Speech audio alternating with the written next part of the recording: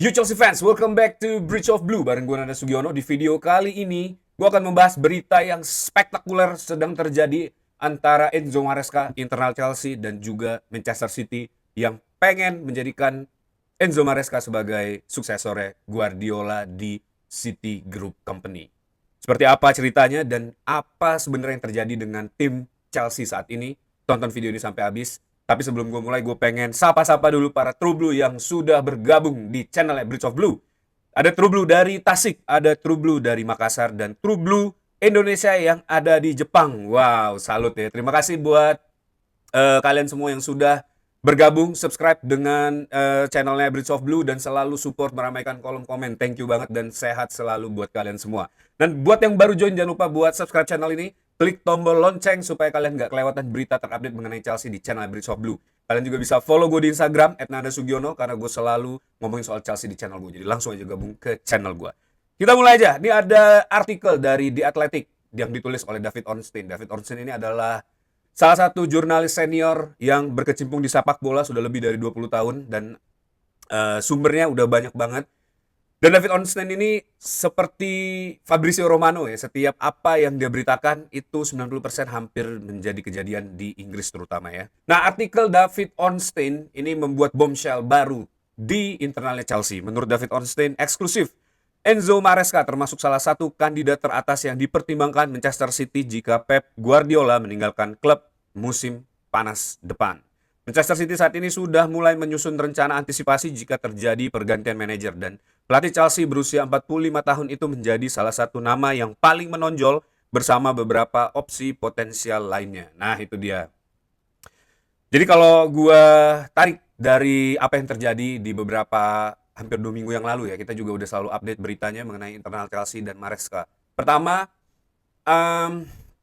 setelah pertandingan melawan Everton, Maresca melemparkan statement bombshell juga yang menyatakan bahwa 48 jam terburuk yang pernah dia rasakan di Chelsea karena tidak ada yang mensupportnya. Dan setelah kita dig out lagi, ternyata keputusan Atlanta ya, di pertandingan melawan Atlanta itu membuat Enzo Maresca begitu emosional karena kebijakan rotasi yang dilakukan oleh Enzo Maresca itu dikritik keras oleh para director Chelsea setelah pertandingan. Karena kita tahu pertandingan itu Chelsea kalah 1-2 lawan Atlanta setelah unggul 1-0 di babak pertama. Dan seluruh pergantian Enzo Maresca di babak kedua itu menjadi question mark dan menjadi bumerang buat Enzo Maresca di pertandingan ini. Tapi bukan cuma itu, ada jauh lebih detail lagi. Nanti kita akan tarik sampai ke awal banget akar permasalahan antara Enzo Maresca dan Blue Co Company di video ini. Jadi jangan kemana-mana ya.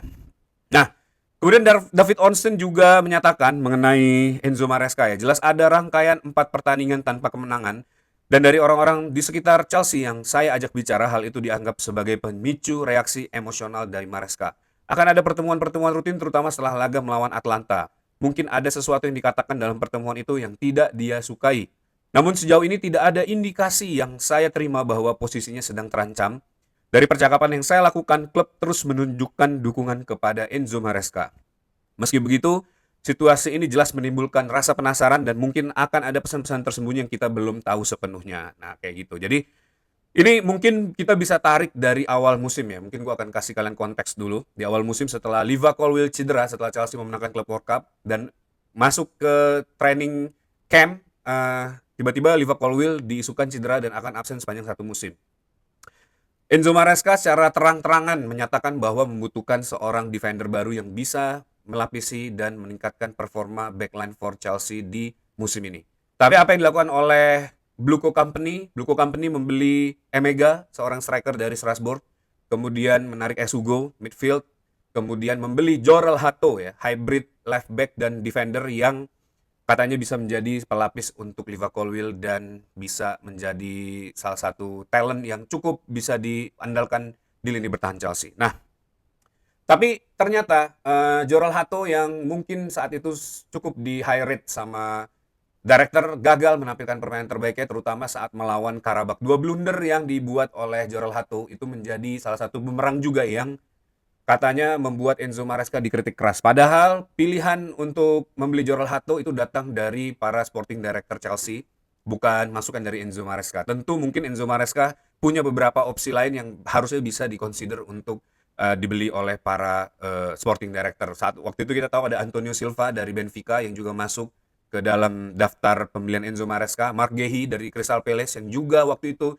santer diisukan akan bergabung kembali ke Chelsea. Tapi Sporting Director lebih memilih Jorel Hato, dan Jorel Hato melakukan 2 kesalahan fatal saat melawan Karabakh dan membuat Enzo Maresca katanya dikritik keras di pertandingan tersebut. Padahal dengan tidak adanya pemain yang kualitasnya sama dengan Liva Colwill di lini belakang, tentu membuat Enzo Maresca harus merombak seluruh pemain, melakukan rotasi yang mungkin terlalu berlebihan ya, karena sampai saat ini Enzo Maresca sudah melakukan 100 lebih komposisi starting 11 di setiap pertandingan dan juga 100 lebih pergantian pemain di setiap pertandingan. Tentu ini adalah pertanda bahwa sebenarnya squad Chelsea ini bukan cuma muda tapi juga inkonsisten dan inkompeten di setiap lininya, baik itu mau lini tengah, lini depan maupun lini belakang. Karena kita juga tahu penyakit Chelsea, apalagi yang kita lihat pada saat melawan Cardiff ya, seluruh starting 11-nya itu bermain dengan sangat baik, tapi begitu dipasang para pemain second tier atau bench, itu kita bisa melihat bagaimana kualitas para pemain muda ini yang memang kelihatannya punya potensi tapi harus ada pengalaman. Nah,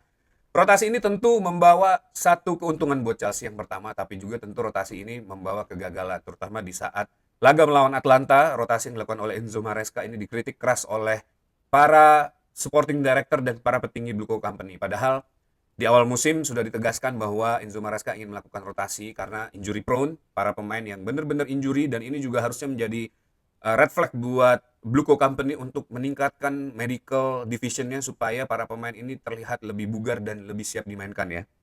Kedua, para pemain muda yang minim experience, dan yang ketiga inkonsistensi para pemain ya. Ini yang 3 faktor utama yang membuat Enzo Maresca harus melakukan banyak rotasi di setiap pertandingan. Tapi kita juga tahu rotasi ini membawa kita memenangkan pertandingan melawan Liverpool, memenangkan pertandingan melawan Barcelona, dan masih banyak lagi ya. Tapi tentu rotasi ini juga nggak sempurna, karena dengan rotasi ini Chelsea menjadi klub dengan kartu merah terbanyak sampai saat ini, dan juga klub yang selalu inkonsisten naik turun ya. Cuma apa yang dilakukan oleh Enzo Maresca harusnya menjadi highlight buat Blue Coat Company. Dengan situasi defense line yang berantakan kayak sekarang, kita tahu ada Tosin yang benar-benar nggak siap secara quality dan mental ya.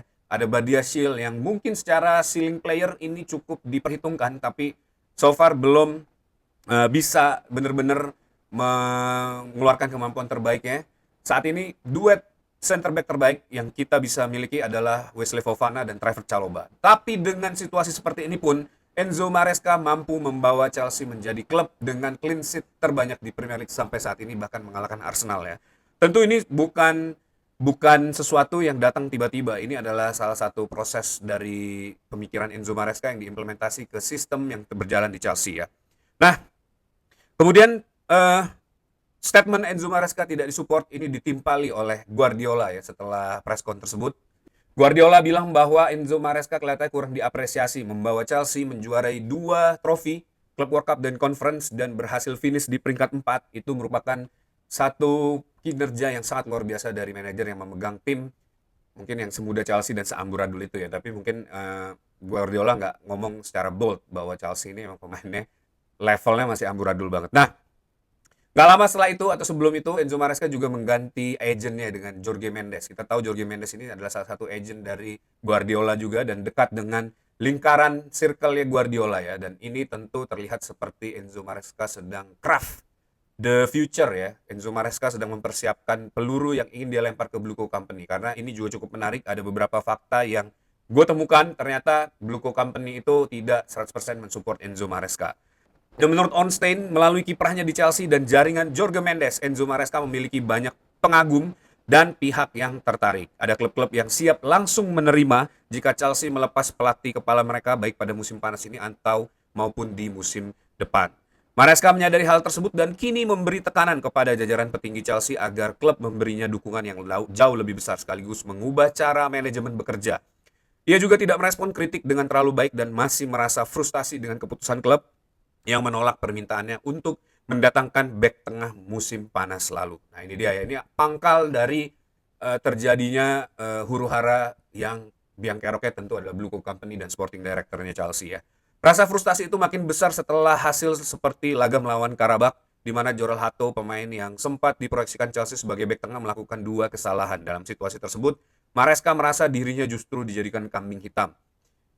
Meski kesal, Maresca tidak takut dengan ancaman pemecatan. Seandainya ia gagal mencapai target musim ini, ia tahu dirinya memiliki banyak peminat baik di Premier League maupun di luar Inggris. Salah satu sumber mengatakan, saya tidak akan bilang dia ingin meninggalkan Chelsea atau sedang merancang jalan keluar sendiri. Ini lebih kepada pihaknya yang ingin menunjukkan bahwa dia tidak bisa ditekan atau dikendalikan begitu saja oleh hierarki Chelsea. Seperti yang dilaporkan sebelumnya, Chelsea sendiri juga memiliki daftar pelatih yang mereka kagumi, yang dianggap sebagai bagian dari perencanaan suksesi klub, bukan keputusan reaktif semata. Nah, itu dia ya. Jadi ini mungkin cukup merangkum background story situasi yang terjadi Enzo Maresca dan Blue Co Company. Dan kita tahu beberapa pundit Inggris setelah Enzo Maresca mengeluarkan pernyataan 48 jam ini mengkritik bagaimana Enzo Maresca ingin mengontrol hierarki Chelsea ya dengan memberikan tekanan kepada para petinggi klub, dan tentu itu sudah dikonfirmasi dari beritanya Ornstein ini ya. Dan tentu itu juga menjadi hal yang baik menurut gue, karena mungkin apa yang dibeli oleh sporting director dengan apa yang dibutuhkan Enzo Maresca ini sangat bertolak belakang ya.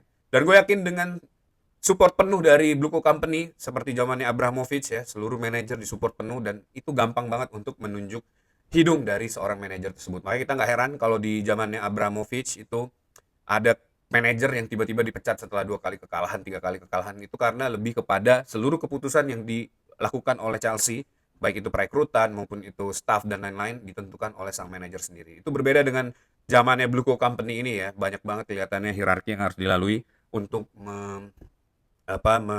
merequest salah seorang pemain ataupun staff yang mungkin harusnya bisa menjadi uh, solusi dari seluruh masalah Chelsea ya. Kita lihat aja nanti ya. Nah, berita ketiga ini juga ada informasi dari salah satu forum fans di Chelsea ya, Chelsea FC, micromanage Ekbali. Seorang sumber yang dekat dengan Todd Boehly pada 2024 mengatakan bahwa ia menganggap Ekbali terlalu ikut campur atau micromanaging dalam urusan Chelsea, dan itu terasa sangat tepat. Enzo Maresca disebut berpotensi menjadi korban berikutnya dari pendekatan Ekbali yang narsistik dalam mengelola klub sepak bola. Ekbali dinilai tidak bisa menurunkan egonya dan sangat sensitif terhadap pelatih manapun yang berani mempertanyakan keputusan klub, terutama jika pelatih tersebut punya pendirian dan tulang punggung sendiri. Nah, itu dia yang terjadi dengan Enzo Maresca saat ini ya. Pochettino, Lampard, Potter, dan sekarang Maresca semuanya pernah menandai adanya masalah. Ekbali dan lingkaran terdekat ya terus menghotbahkan soal kesabaran dan proses. Namun pada kenyataannya besar kemungkinan Chelsea akan memasuki manajer kelima dalam 5 musim.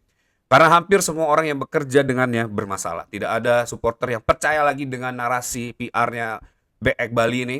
Jadi jangan coba-coba melemparkan cerita itu ke Maresca musim ini. Nah, itu dia. Jadi kita udah tahu sekarang pangkal permasalahan internal Chelsea ini dari mana ya. Ekbali dan Todd Boehly ini juga sempat bersih tegang di awal-awal kepemilikan Chelsea. Seperti yang kita tahu ya, Todd Boehly sampai agak sedikit mengeluarkan statement keras mengenai Ekbali ya. Dan karena direction dari kedua owner ini kelihatannya berbeda. Ekbali pengen Chelsea itu berproses, sedangkan Boehly ini kelihatannya lebih pengen menjadikan Chelsea sebagai mesin trofi seperti yang sudah dilakukan oleh Abramovich ya. Dan ketegangan kedua owner ini kita sempat tahu juga, dan beritanya juga udah gua angkat, pernah di Bridge of Blue ya, dan akhirnya entah bagaimana ceritanya menguap saja, dan saat ini Ekbali kelihatan lebih mengambil kontrol terhadap apa yang terjadi di Chelsea dibandingkan Todd Boehly ya. Seperti yang kita tahu, Todd Boehly juga sudah lumayan jarang untuk nonton di stadion, tapi Ekbali katanya selalu hadir di stadion setiap Chelsea bertanding ya.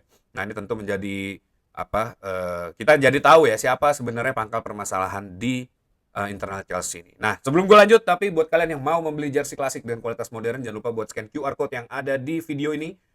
Kalian bakal langsung ke jerseymegastore.id, langsung aja pilih jersey favorit kalian dan check out menggunakan JMS Strip 10 untuk mendapatkan diskon 10%. Jadi tunggu apa lagi, langsung aja kalian check out ya.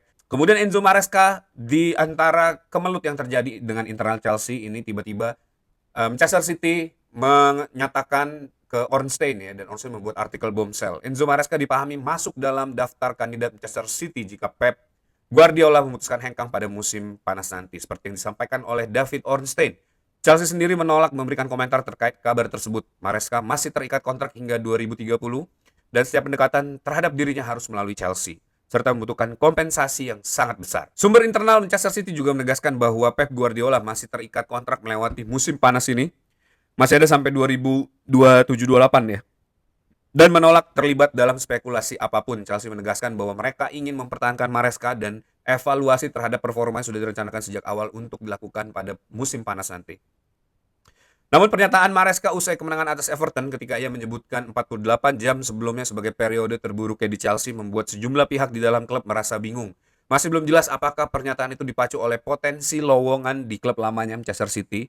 Dipahami bahwa sebagian frustasi Maresca sudah menumpuk sejak beberapa waktu lalu meskipun sumber internal Chelsea bersikeras bahwa pernyataannya hanyalah reaksi emosional setelah kemenangan besar. Ya, seperti yang kita tahu ya, Enzo Maresca ini besar sebagai pelatih di Manchester City, staf kepelatihannya Guardiola, kemudian pindah ke Parma untuk melatih, kemudian dia balik lagi ke Manchester City untuk mendevelop City Elite Academy. Ini adalah salah satu apa ya, EPA mungkin ya, Elite Pro Academy yang dibuat oleh Manchester City. Di situ ada Cole Palmer, Phil Foden, terus O'Reilly, terus juga Tosin yang sempat Lavia yang sempat bermain dengan atau dilatih oleh Enzo Maresca. Dan kita tahu Manchester City Elite Academy memenangkan Premier League 2 pada saat dia memimpin, dan sebelum 2023-24 dia pindah setelah treble ya, dia pindah ke Leicester City dan akhirnya membawa Leicester City promosi ke Liga Premier League. Dan ini menjadi tonggak awal tingkat kepelatihan Enzo Maresca karena katanya yang paling mendekati dengan apa yang dilakukan oleh Guardiola di City itu adalah Enzo Maresca. The way dia berpikir, terus juga cara dia melihat permainan itu menjadikannya seperti catur, itu sama persis dengan apa yang dilakukan oleh Pep Guardiola. Dan filosofi Enzo Maresca juga yang sangat rigid sebenarnya, tapi sangat flawless, itu juga sama dengan yang dilakukan oleh Pep Guardiola di Manchester City ya. Jadi ya kita nggak tahu apa yang sebenarnya terjadi dengan Enzo Maresca dan internal Chelsea ya. Ini hanya isu yang keluar dari David Ornstein, tapi tentu ini ada sebabnya ya. Karena nggak ada asap kalau nggak ada api, dan itu juga yang memang kelihatannya sedang bergulir saat ini. Tapi semoga aja isu ini tidak membawa dampak negatif buat performa Chelsea ya. Dan suksesor Guardiola sebenarnya banyak yang lain ya. Ada Mikel Arteta, ada Vincent Kompany, Cesc Fabregas, Luis Enrique yang sebenarnya bisa dipilih oleh Manchester City untuk datang ke Inggris ya, untuk melatih Manchester City. Karena kalau Maresca menurut gue masih terlalu muda lah buat mengemban crown yang dibuat oleh Pep Guardiola ya buat Manchester City. Dan ya kalau Manchester City agak sedikit lebih waras harusnya dia tidak memilih Enzo Maresca sebagai yang paling tinggi ya. Tapi ya kita lihatlah apa yang akan terjadi ya. Dan kemudian ada desas-desus mengenai penggantian Enzo Maresca seandainya plan ini benar-benar terjadi di akhir musim. Karena kita tahu katanya half season ini di Premier League adalah road to goodbye buat Pep Guardiola. Dan perpisahan dengan Pep Guardiola ini inevitable ya, nggak bisa dihindarkan, dan penggantinya pun harusnya sudah disiapkan. Nah, buat Enzo Maresca sendiri, kalau seandainya pun digantikan oleh pelatih lain, ini katanya Blue Company sudah membuat satu sistem yang bisa didevelop untuk membuat kestabilan di Chelsea ya. Menurut David Ornstein mengatakan bahwa sudah banyak orang di internal sepak bola yang meyakini Liam Rossenior, pelatih Strasbourg, akan menjadi manajer Chelsea di masa depan, entah itu dalam waktu dekat, jangka menengah, atau jangka panjang. Menurut Ornstein, hal ini menunjukkan bahwa Chelsea memiliki rencana cadangan yang jelas seperti klub-klub top yang terorganisir dengan baik. Chelsea selalu menyiapkan skenario suksesi dalam satu bentuk atau lainnya. Nah itu dia. Tapi gue melihat Blue Company selain keputusannya ya dari yang diturunkan oleh Ekbali, tapi secara sistem, secara club development menurut gue lumayan top ya, dengan dia membuat Strasbourg ini sebagai lab untuk mempersiapkan pemain maupun pelatih untuk fight di Chelsea. Dan ini harusnya menjadi satu hal positif yang bisa sustainable ya, membuat Chelsea nggak kehilangan arah maupun football identity seperti yang terjadi pada saat Abramovich lengser dan digantikan oleh Todd Boehly. Nah, itu dia, bagaimana menurut pendapat kalian guys? Pro atau kontra mengenai keputusan dari Enzo Maresca? Coba tulis di kolom komen. Dan apakah Enzo Maresca ini benar-benar sedang membuat jalur keluar dia dengan sukses ya, meninggalkan Chelsea mungkin dengan piala, setelah itu pindah ke Manchester City, atau sebenarnya dia masih ingin bertahan di Chelsea dan membuat klub ini menjadi mesin trofi seperti yang kita tahu? Coba tulis di kolom komen ya. Nah itu dia video for today. Thanks for watching guys. Buat kalian yang suka sama video ini, jangan lupa buat likes, kasih pendapat kalian juga di kolom komen. Dan yang paling penting jangan lupa subscribe, nyalain loncengnya. Bantu gue buat sampai ke 10.000 subscriber. Kalian juga bisa follow gue di Instagram, join ke channel gue. Kita ngomongin Chelsea di situ ya.